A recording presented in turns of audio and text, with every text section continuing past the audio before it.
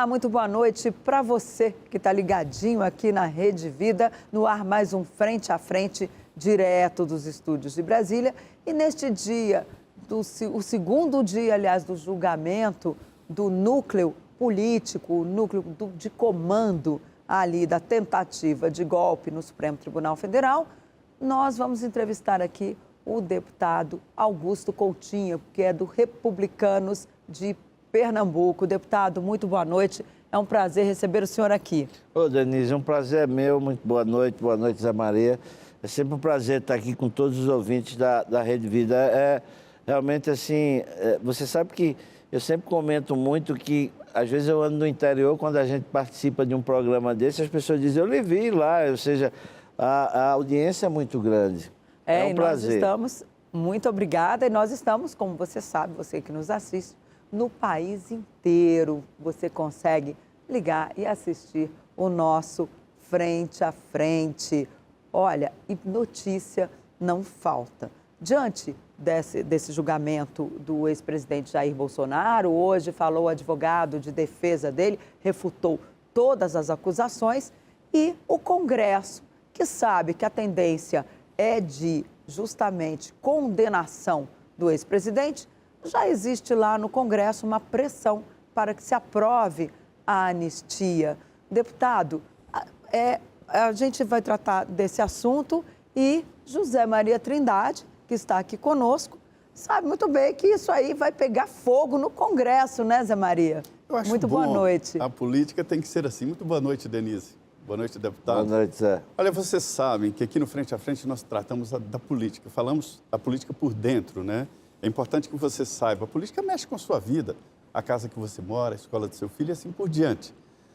É verdade, o clima tenso e agora o Congresso Nacional acelerou ali o debate sobre a anistia, um debate polêmico. O deputado Augusto Coutinho, ele está ali nos bastidores e é um grande articulador do Congresso Nacional. Fez uma carreira política muito interessante. Veio lá de vereador, foi 3 vezes deputado estadual pelo estado de Pernambuco e agora está no 4º mandato como deputado federal. Olha, isso não é fácil, não. Ninguém é deputado porque acordou de manhã, colocou o terno e falou, eu vou ali ser deputado. Não, o negócio é conseguir votos e ir atrás de partidos políticos. E esse é o deputado Augusto Coutinho que está exatamente aqui no Frente a Frente. A Denise, deputado, falou muito assim sobre as tensões políticas. O senhor acha normal essa tensão tão exacerbada e sem limites? Não, Zé, não. O Brasil vive hoje um momento muito tenso, de muita dificuldade. Como você bem disse, eu estou aqui há 15 anos, né? Representando o povo de Pernambuco. E essa, na verdade, é o pior momento que passa o Congresso Nacional. Uma radicalização muito grande e muitas vezes a gente esquece de discutir o Brasil, os problemas do Brasil, para estar discutindo direita, esquerda, extrema-direita, extrema-esquerda, enfim. Xingamento. O xingamento, a desproporção do relacionamento. E tem uma coisa que é pior, que com esse efeito de internet tem os cortes, né? Então o cara agride o outro de uma forma absurda e você faz isso porque ele alimenta a rede de internet, as redes sociais que ele trabalha. Então eu costumo dizer que as redes sociais é muito bom, mas ela cria, ao invés, ela cria personagens. Ou seja, a pessoa que você, na verdade, mostra que é, mas que você não é. Então, é esse momento que a gente vive. Então, como um dia de hoje, um dia que foi todo de segundo dia de um momento histórico e muito ruim para o Brasil. Ou seja, é muito ruim a gente estar julgando um presidente da República por uma tentativa de golpe de Estado. E que a gente não pode se esquecer de que não adianta a gente chegar e dizer, não houve tentativa de golpe. Houve tentativa de golpe, sim. A gente estava aqui em Brasília, eu vi ônibus queimado na frente da Polícia Federal, eu vi um caminhão de combustível que ia explodir na véspera do Natal no aeroporto de Brasília. Isso é um ato terrorista. Eu via as pessoas pedindo intervenção militar. E quando já tinha tido uma eleição no processo democrático, quem ganha vai governar, quem perde vai para casa, trabalhar para depois tentar mudar o resultado na outra eleição subsequente. Então, esse momento é muito triste, mas é necessário a gente enfrentar ele. Eu acho que a gente está mostrando que é um país efetivamente democrático e republicano e está vencendo essas etapas, mas isso dá reações muito grandes. Hoje, a movimentação desde ontem e hoje na Câmara é muito grande de pessoas, de discussão, e a oposição... em função do que está sendo em função discutido no Supremo, da questão, né? da discussão do Supremo. Então, de fato, é um momento muito difícil que o Brasil vive, de muito tenso, e que a gente esquece muitas vezes temas que são importantes, que precisam ser avançados. Agora, o senhor é do Republicanos, partido do governador de São Paulo, Tarcísio de Freitas, que desde ontem, ele esteve aqui em Brasília, ontem, inclusive, fez várias conversas e também, pelo que a gente sabe, ele procurou, inclusive, ministros do Supremo para tratar dessa questão da anistia. Eu lhe pergunto, o senhor que é do Republicanos, qual é a de Tarcísio de Freitas? Ele vai ser candidato à presidência da República? Ele é candidato à reeleição em São Paulo? Como é que o Republicanos trata esses movimentos do governador? O Tarcísio, Denise, é um grande quadro do nosso partido e nos orgulha muito de ser do nosso partido. É um homem público que tem uma curta trajetória política, mas uma trajetória de vida brilhante e bonita. Não é? É um cara diferenciado e realmente muito qualificado. E ele demonstra nesse posicionamento uma coisa que é muito positiva, é gratidão, é a pessoa ser grata. Ele está alçado como governador de São Paulo porque foi apoiado e avalizado pelo presidente, o então presidente Bolsonaro. Então, eu vejo essa posição do governador Tarcísio muito mais como um ato de gratidão, de liderar um movimento que as pessoas estão muitas desesperadas com essa situação. Não é? Eu acho normal. A gente, republicano como partido, a gente quer ter candidato a presidente, sim. Se ele será ou não, eu acho que agora ainda é muito difícil se dizer isso. Ele faz um governo competente em São Paulo, é bem aprovado, teria, em tese, uma reeleição consolidada e terá, se for candidato a presidente, uma reeleição dura, muito dura. Então, acho que isso a gente só vai saber depois do final do ano, essas tendências. É óbvio que ele vai dar movimentações em algumas circunstâncias de que é candidato, outras que não é candidato, exatamente porque faz parte da política, ali, né? Isso mesmo. Um pé no freio, outro no acelerador. Um pé no freio e outro para ver o cenário nacional, sem descuidar de governar o seu estado. A última iniciativa do governador de São Paulo foi de uma aproximação ali do ex-presidente Jair Bolsonaro maior. Veio a Brasília e articula uma lei que está em debate lá, da anistia. O presidente da Câmara, Hugo Mota, tem dito ali que não há como segurar, porque já está sendo formada ali uma onda em favor da anistia. Você acha que passa o projeto?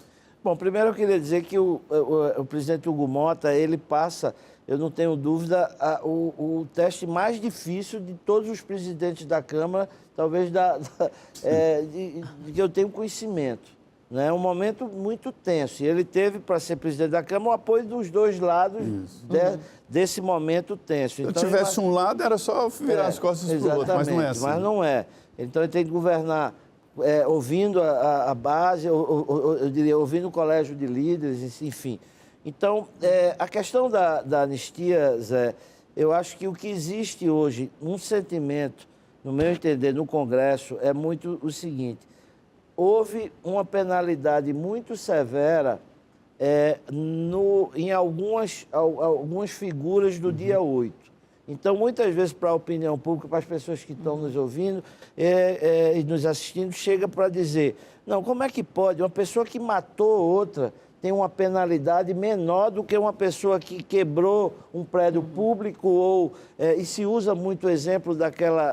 Do batom, né, Estado? do batom, né? Do relógio no palácio. Bom, a gente não pode esquecer de que essa lei, não foi criada pelo Supremo Tribunal Federal. Essa lei foi votada por nós. Foi sancionada pelo presidente Bolsonaro. E, aliás, fez 4 anos, essa lei fez 4 anos, a nova Lei de Segurança Nacional, fez 4 anos na segunda-feira. Ela foi sancionada, ela é de 1º de setembro de 2021. Pronto. Então, sancionada... Deputado, só também para explicar, porque eu gosto de explicar as coisas, a Débora não foi condenada porque passou batom na estátua, na Têmis, a deusa da justiça, que fica em frente ao Supremo. Ela foi condenada por 5 crimes, inclusive por ter feito, né, um estrago no... Perfeito. Né? Foram 5 crimes. É porque é importante... Aí é que é o debate. É importante a gente colocar, inclusive, para o telespectador, para ele pensar. E precisa se dizer também que todas essas pessoas que foram condenadas, foi oferecida a elas um termo de... Não persecução penal. Não persecução penal. Ou seja, o que é isso? A pessoa teria de pagar uma multa de R$5.000, teria de passar 2 anos sem redes sociais e fazer um curso sobre democracia. E, sendo assim, ela não teria, nenhuma penalidade. Ela faria isso. Muito pouca gente aceitou, só 30% das pessoas que estavam lá. Ou seja, tem muita gente que estava naquilo por uma questão ideológica realmente. Ou seja, ideologicamente achava que tinha de ter uma intervenção militar. É fato. As pessoas não estavam na frente do quartel, protestando uma eleição que existiu e que foi uma eleição limpa, uma eleição limpa que teve, porque a gente perdeu. Então, isso é uma demonstração. Agora, o próprio ex-presidente Jair Bolsonaro disse que eles foram abandonados, que eram uma espécie de loucos que estavam ali. Exatamente. Agora, só para finalizar, então, o que é que existe, eu acho, o sentimento do Congresso? A punição é muito alta, 24 anos, 17 anos, 16 anos, então, a punição é muito alta. Então, era uma discussão para diminuir o grau dessa punição. Isso sim teria um aceite maior no Congresso. Não acredito que a anistia por si só, e ainda o que a gente ouve, que a anistia especificamente de um julgamento que não acabou. Nós estamos no 2º dia, ou seja, já anistiar o presidente Bolsonaro e os 7 réus restantes e as demais pessoas de uma eleição, ou seja, de um julgamento. Então, eu acho que eu não vejo que tenha adesão a isso. Isso parece que paralisa o governo, paralisa o país. Né? Esse debate eterno no Congresso Nacional é uma confusão, parece um debate eterno, né? Total, paralisa e como eu digo, sempre vai essa questão ou seja, de você chegar aí a obstrução, não se vota nada, aí não tem condição de votar. Enfim, isso é muito ruim. O país acaba perdendo. O país perde demais. Muito bem, nós estamos aqui no Frente a Frente, diretamente dos estúdios da Rede Vida, aqui no Planalto Central do país. Salve, muito boa noite. Nós estamos aqui nos estúdios da Rede Vida, em Brasília, no Frente a Frente, falando de política. A política anda tensa demais e todas as atenções centralizadas neste julgamento que está acontecendo no plenário da primeira turma do Supremo Tribunal Federal. Esse primeiro grupo está a cúpula do governo passado. O ex-presidente da República, Jair Bolsonaro, 3 generais, um almirante, ex-comandante da Marinha, ex-ministro da Justiça, ou seja, é mesmo a cúpula principal. E é claro que isso balança a política e paralisa os debates no Congresso Nacional. Hoje, aqui no Frente a Frente, nós estamos com o deputado Augusto Coutinho.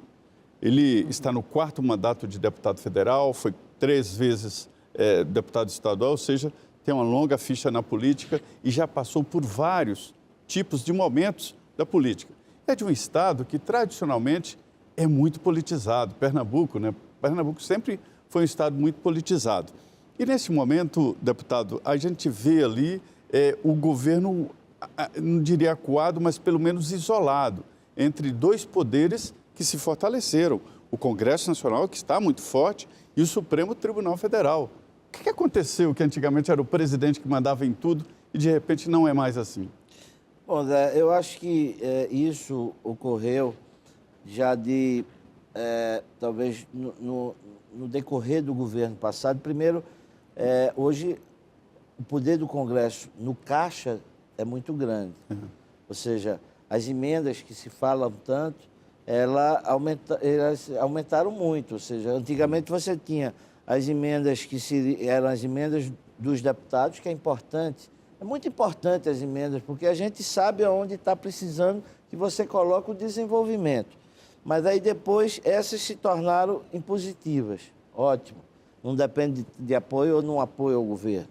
Mas depois aí se somaram as emendas de bancada, depois as emendas impositivas também, depois as emendas de relator, ou depois as emendas de comissões.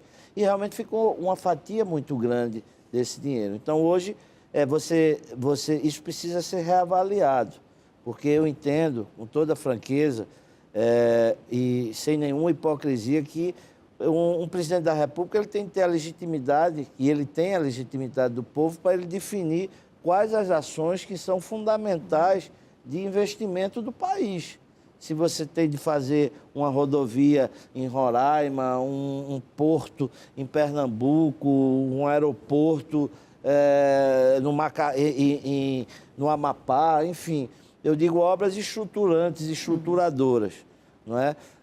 E, inclusive, isso não me deixa mentir, é fácil. Eu já, nas últimas 2 LDO, eu, inclusive, já fiz emendas para que essas emendas de bancada sejam para obras estruturantes. O que seriam obras estruturantes?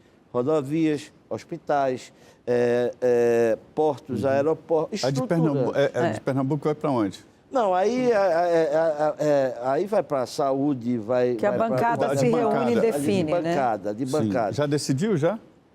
A gente decidiu do ano passado. A desse ano é em outubro, né? Outubro. Vai também para vários... Porque, Zé, na verdade, como funciona? A de São Paulo vai para a segurança. 250 milhões. Segurança e saúde, hospital.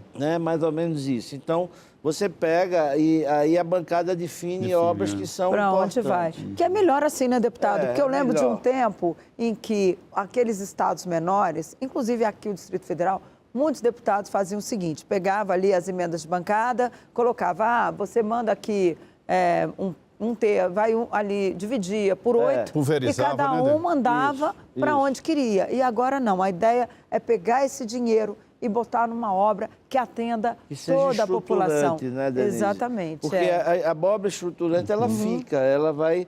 Mas isso é só um acordo, né? Não existe uma exigência legal. Não existe. Não existe. Então, na verdade, é uma coisa... Você defende que seja... Sim, por 2 anos eu já coloquei isso na LDO, que essa emenda para que esses recursos sejam para obras estruturantes. E esse ano o senhor está pedindo de novo? Vou pedir de novo, não é a época ainda. É um dever de casa que o Congresso ainda não fez esse ano, né, deputado? Exatamente. Quando é que vota? Já tem alguma previsão de votar LDO, orçamento? Não, veja, esse é um serviço que precisa se agarrar, né? O nosso assessor Zé Carlos da Perua, que é o assessor da bancada, ele não recebe nada por isso, mas ele é pernambucano, é um cara conhecedor, sabe quem é, né? Sei. E ele preparou o chutômetro. Aí no chutômetro ele diz que vai ser no final de outubro. E deputado, essa história do Congresso ter mais poder, as emendas parlamentares, a previsão é de futuros problemas para parlamentares, né? Me dizem que mais de 83 estão sendo investigados. O senhor foi relator recentemente da nova lei de licitações. Isso. Tem como a legislação atual evitar que esses desvios, roubo, né? A gente fala de desvio, parece um termo bonitinho, mas essa nova lei tem um preparo para isso? Zé, veja, não é uma lei que vai conseguir dizer que não tenha mais desvio, né? Senão a gente botava proibido roubar e ninguém roubava. Mas não é assim. Mas essa lei, ela é mais atualizada. A Lei 8666, ela prestou um grande serviço ao país, mas ela desatualizou. Hoje as informações são muito maiores. A gente tem avanços enormes. Por exemplo, nessa nova lei de licitação, que ainda está se tateando e começando a aprender. Primeiro, a gente fez uma coisa que eu acho que é fundamental. Numa obra de construção, a gente tratou de que o projeto, efetivamente, é muito importante. Tem de ser bem feito, porque se ele for bem feito, fica difícil de fazer os desvios, né? A gente entrou dentro dessa lógica.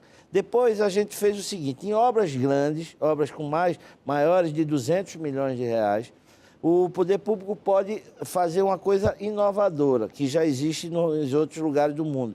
Ele exige um seguro de execução de obra. Ele traz tem para a muita parceria... empresa que ganha a licitação e não tem como fazer a obra. Então, você traz a empresa seguradora. Se a empresa não terminar a obra, ela se responsabiliza em terminar. Isso é um grande avanço, porque é lamentável o número de obras que você vê no Brasil Paralisado. Abandonadas, né? Teve até já várias CPIs, várias reuniões sobre obras inacabadas. Mas muitas vezes, desde o tempo do seu conterrâneo Carlos Wilson, exatamente, que já faleceu. Ele fez um amplo trabalho sobre obras inacabadas. Mas muitas vezes, isso é preciso de ter coragem de dizer, não é desvio público. Não é desvio público, é descaso de fato do governo. E eu lhe explico por quê. Você às vezes contrata uma obra, você começa a executar, a empresa está executando e simplesmente para de pagar. Para de pagar 4 meses, 5 meses, 6 meses. A empresa para. Não aguenta, não tem como quer continuar. voltar, porque quando você desmobiliza uma obra, você tem que botar gente para fora, você desmobiliza tudo. Dizem que é um palavrão, né? Chegar para a obra é um palavrão, né? Exatamente. Então, aí quando você custo retoma... manutenção então, da é obra. um descaso nessa relação. Inclusive, na lei, a gente faz o seguinte, a gente define que, por exemplo, uma empresa... a prefeitura, ela não pode, ela tem uma escada, a prefeitura ou o governo, de pagamento. Ela não pode pegar uma coisa que foi executada agora e pagar e uma antiga não pagar, entendeu? A gente cria um mecanismo. Entra numa fila, né? Cria um mecanismo como se fosse um precatório, mais ou menos. A lógica é de que ele vai pagando conforme a disponibilidade os mais antigos. Né? Enfim, mas é uma lei que avança bastante, mas lamentavelmente é difícil. A gente tem, assim, todos os dias no Brasil e no mundo também muitos desvios de dinheiro público. Agora, uma coisa que eu sempre digo, que às vezes foi um pouco deturpada, é essa questão da emenda, que se fala a emenda PIX, né? Como se fosse uma coisa da ladruagem, da roubalheira. E não é. A tese da emenda PIX, ela é muito boa, porque, na verdade, o que existe... Mas não tem controle, deputado. Calma, é isso que eu ia dizer. E eu acho que a intervenção do Flávio Dino foi fundamental. E por que ela existiu? E eu votei para que ela existisse. E eu vou explicar ao telespectador por quê. Porque, na verdade, muitas vezes, você pegava e dizia, eu vou fazer um calçamento numa prefeitura. Eu vou pegar o dinheiro e botar para o calçamento da prefeitura. Isso ia para a Caixa Econômica, passava 3, 4, 5 anos e não saía. É verdade, você chegava para o prefeito, ele dizia, deputado, eu não quero o dinheiro. Eu não quero, não sai, não adianta. Você cria a expectativa com a população, a pessoa pensa que não sai o dinheiro, porque a burocracia consome a burocracia isso. Da Caixa Econômica. Onde No é caso, que travava? Eu estou dizendo Qual era o problema? Não é porque a assim? Caixa é incompetente, eu estou dizendo porque a Caixa talvez não tenha perna para fazer isso. Sim, mas quais eram os principais problemas? Era isso, você fazia, porque aí tem de fazer projeto, tem de destinar gente, depois ver a licitação, acompanhar. Mas isso não é o procedimento normal da prefeitura, deve ser feito? não. Aí, o que é que a emenda faz? Na verdade, essa emenda ia para a prefeitura tem de prestar conta. Ela licita e ela presta conta. Ou seja, ela fica responsável ela faz e presta conta. Pela aplicação do dinheiro. E tem órgãos para controlar isso. O erro é que mandava o dinheiro e não dizia qual era a obrigatoriedade de fazer. Foi esse o erro. Aí, de fato, pode ser. Já houve uma Agora, correção. Quando o Flávio Dino entrou e deu a chamada à ordem, eu achei que foi corretíssimo. Ou seja, agora você tem um plano de trabalho, você tem dizer para onde vai fazer e o prefeito tem de fazer. Claro, agora, o ministro Flávio Dino, do Supremo Tribunal Federal, ele entrou não só nessa questão das emendas PIX, mas também fez ali uma série de exigências que houve muita reclamação por parte dos líderes partidários, especialmente aquelas emendas lá de relator, que era um negócio que ninguém sabia para onde ia, quem é que fazia, quem era o padrinho das crianças, né? Das emendas que saíram dali. Aí não dá. Se você como manda emenda... avalia o trabalho do ministro e essa relação eu acho com o que Congresso? foi importante. Eu acho que teve momentos que ele se excedeu, né? Ou seja, precisa... É importante, primeiro, saber o que vai ser feito, claramente. Quem se excedeu? O ministro Flávio. Né? Exagerou, vamos chamar assim. Veja, qual foi esse exagero? A burocracia que ele criou, só isso. Mas é importante saber o que vai fazer com o dinheiro e quem indicou o dinheiro, é óbvio. Claro. Porque se eu não boto meu dedo e eu não me responsabilizo por aquilo, isso não é bom sinal, não é verdade? O dinheiro público não pode ser tratado assim.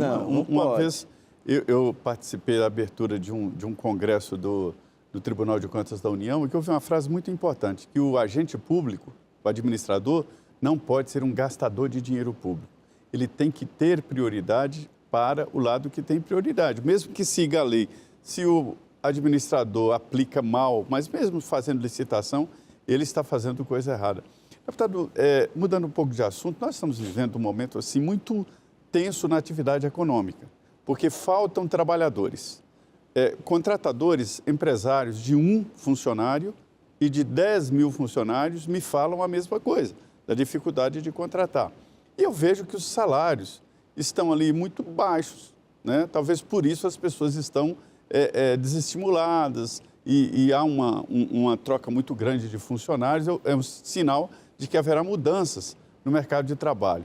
E todos indo, a tendência para o PJ, né? Pessoa jurídica e tal, e aumentando muito o funcionário autônomo. E o Congresso vai atrás exatamente desses caminhos. O senhor estudou muito isso na lei sobre os aplicativos, né? Como o senhor vê, deputado, esse atual momento de transição da maneira de se contratar e de se trabalhar? Bom, primeiro, do ponto de vista de a percepção das pessoas de que ela não necessariamente quer ser contratada pela carteira CLT, assinada, como antigamente. Pela CLT, eu acho positivo. Ou seja, eu acho que a pandemia fez com que isso fosse um pouco estimulado. A pessoa trabalhar ou em casa ou trabalhar dentro a hora que ela quiser e fazer o horário dela. Isso hoje, quando você vai ver pesquisas, eu vi um dia desse, inclusive, uma pesquisa que o partido fez, de política mesmo, mas aí eu vi a população e você via, eu fiquei surpreendido, a grande parte da população não queria CLT. Queria ter um emprego e não queria ser CLT. Autônomo. Autônomo. Isso é um ponto que é importante. Mas você tem, dentro do que você diz, por exemplo, de muita gente que falta mão de obra, em virtude do Bolsa Família. Né? O Bolsa Família, vamos relembrar, ele tinha um valor nos governos anteriores, desde quando foi criado. No governo passado, ele foi incrementado, né? Bem incrementado, não é verdade? No começo, o governo passado não queria incrementar, veio a pandemia, o Congresso disse, se não botar tanto, a gente bota, aí o presidente subiu para R$600, todos se lembram disso. Depois disso, quando chegou no momento eleitoral, depois pós-pandemia, o próprio governo bancou aquele valor. O governo que chegou não disse, eu vou manter o mesmo valor. Ou seja, o que é que faz isso e o que é uma realidade? Eu acho que o Bolsa Família, ele cumpre um papel fundamental para o Brasil. A gente tirou agora 9, 10 milhões de brasileiros da fome. Isso é uma coisa muito importante. Agora, a gente precisa criar um roteiro para que as pessoas saiam do Bolsa Família e integrem o mercado de trabalho. Sabe o que acontece hoje, por exemplo, no sertão, ali Petrolina e toda aquela região do São Francisco, que a gente tem uma vocação muito grande de frutas, de mangas, uva e tudo mais. Hoje, as empresas não conseguem mão de obra, Zé.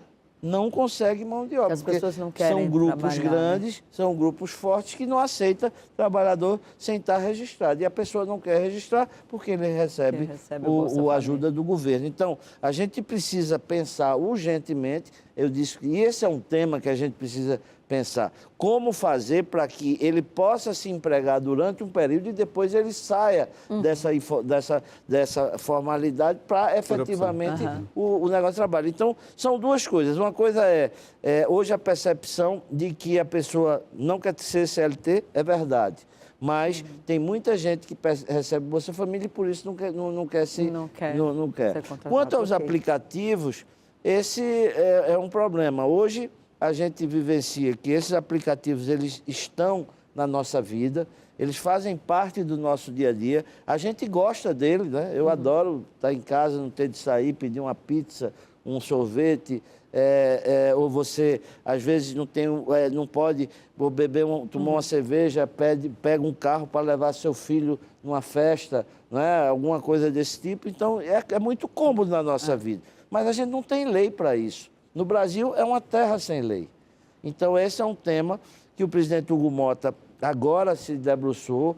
A gente já tinha um histórico tratando desse assunto aqui no projeto que o governo tinha mandado, o PLP 12, e aí a gente foi designado para ser o relator fazer um relatório para a gente votar uma lei que englobe todos os aplicativos. Eu vou pedir para o senhor detalhar esse projeto depois do nosso intervalo. Nós vamos para um rápido intervalo. Voltamos em 2 minutos com o deputado Augusto Coutinho, ele que é do PSB, ou melhor, do Republicanos de Pernambuco.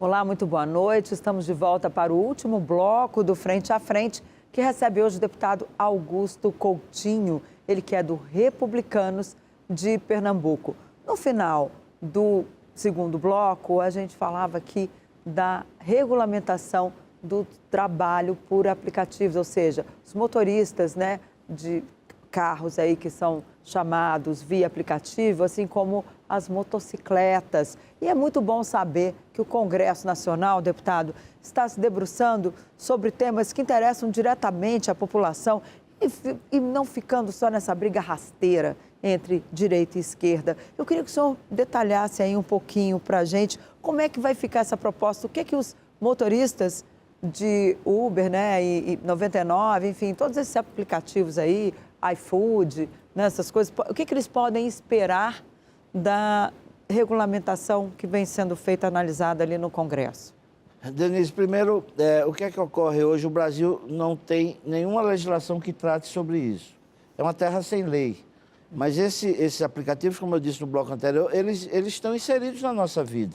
E você tem em torno de 2 milhões de trabalhadores que vivem disso. Os números que se tem, 70% disso só faz isso. Mas 30% faz isso e mais alguma outra coisa. Para complementar a renda, né? Para complementar a renda. Então, a gente não tem legislação. Eles são tratados hoje pelas plataformas da forma que a plataforma quer. E é uma forma, muitas vezes, para não ser grosseiro, absurda. Né? Ou seja, você desligar um trabalhador e o cara não sabe por que foi desligado. Né? Então, ele está trabalhando e, de repente, ele é desligado. E porque ele não consegue falar com ninguém. É uma plataforma e você não conversa com ninguém, não fala com ninguém. Então, não tem lei. Eles cobram de você quanto eles querem. Ele manda depois o relatório de quanto você recebeu. Quanto ele deu de benefícios para outros, ele inclui na sua conta para você pagar. Então, é uma coisa absurda. Você não tem regras, esses trabalhadores, eles não têm hoje nenhum agasalho social. Nenhuma proteção, Nenhuma proteção. Então, você veja, hoje é uma coisa que é muito impactante no custo Brasil, o que a gente gasta no sistema público de saúde. Acidente de moto, traumatismo, é muito grande. Tanto de trabalhadores, hoje você vê o número de motocicletas que tem na rua aumentou substancialmente. Muito disso pelos aplicativos, né? Os entregadores. bom, isso é legal. Agora, essas pessoas precisam ter uma segurança. Eles precisam ter, porque amanhã eles sofrem um acidente e o aplicativo, a plataforma, tira ele e contrata outro. E ele vai para a conta do Estado. Então, a gente precisa Eu já vi, deputado, um entregador me dizer que sofreu um acidente, a farmácia mandou outra moto pegar o remédio e entregar e deixou ele lá e pronto. Não tem absolutamente... E além disso, tem os mototaxistas, né? Que agora... Não, é outro problema. Então, veja, é uma coisa que não tem. Mas você está falando, eles precisam... Não, então eles precisam ter uma segurança. E essa conta não pode cair só no Estado.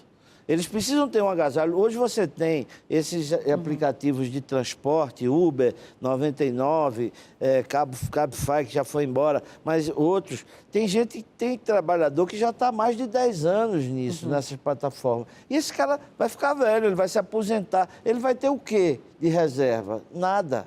Né? Então, o que é que acontece? A gente precisa fazer uma lei. O que é que acontece? Hoje, no Brasil, o Supremo Tribunal Federal se mete nessa discussão para ele querer interpretar a lei. A gente não pode deixar. O Supremo tem de cuidar quem faz lei somos nós. Quem é eleito pelo povo somos nós. O Supremo exacerba e tem exacerbado muito nas suas funções, algumas vezes por culpa nossa, mas outras vezes por intromissão mesmo, né? E já estava discutindo isso. E eu tenho defendido na Câmara que a gente precisa ter uma lei. A gente precisa discutir. Claro. O governo mandou, quando chegou aqui, houve aquela rinha política, porque era do governo, não prestava. E a oposição dizia que não precisava regulamentar. Agora a gente fez uma comissão, está fazendo com equilíbrio para tentar construir essa legislação, uma lei, para que a gente possa cumprir todo esse papel que eu falei. Pois é, deputado, outro tema que está em voga ali no Congresso, que está sendo muito falado, é essa isenção para quem recebe até R$5.000 de imposto de renda e também a regulamentação da reforma tributária, né, que vai entrar em vigor daqui um tempo, ainda teremos aí um período até a reforma tributária que foi aprovada entrar em vigor. Como é que estão essas questões? As pessoas podem esperar a aprovação dessa isenção até o final do ano? Não, veja, a isenção é uma coisa muito boa para muitos brasileiros. Né? Não só quem ganha até 5 mil, mas quem ganha até 7 mil, que vai ter uma redução substancial. Eu acho que a gente tem, sim, de beneficiar quem ganha menos e fazer com que quem ganha mais pague mais. Eu não tenho dúvida disso. Aí que mora a dificuldade, né? Aí está tendo dificuldade que eu não entendo. A Maria lembrou muito bem. O que é que mora a dificuldade? Que ninguém está querendo. Quem ganha mais, paga mais. Aí o pessoal não quer, né? Não, mas não pode, né? Tem que fechar o buraco. Precisa ser colocado. Eu não sei, Denise, exatamente por que está tendo esse entrave. Porque o projeto que o governo mandou é muito bom. A forma que está mandada está justa. É muito justa. E eu acho que quem ganha mais tem que pagar mais. Porque o que a gente vê no Brasil é exatamente isso. Os ricos cada dia mais ricos e os pobres cada dia mais lascados. Interessante que esta é geralmente uma pauta de oposição. E geralmente o PT que forçava essa atualização das tabelas, né?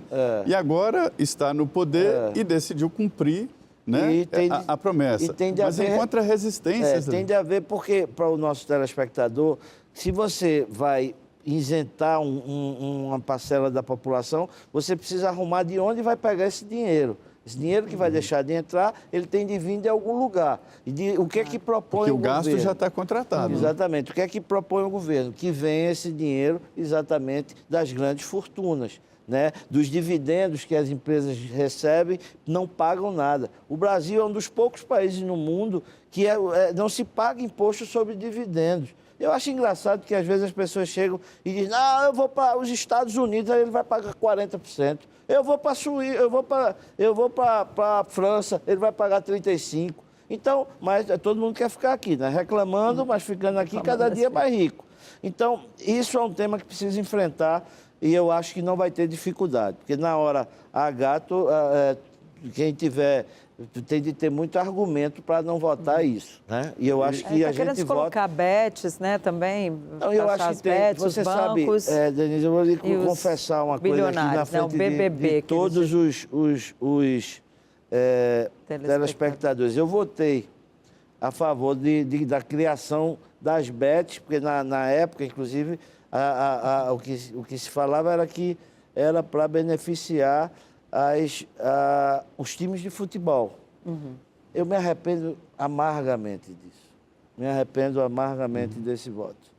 Acho que foi muito ruim. Eu não consigo entender o Brasil, ao invés de liberar e aprovar os cassinos com regra para gerar emprego, para gerar riqueza, para gerar turismo, a gente não deixa ter cassino, mas deixa de ter o cassino no celular.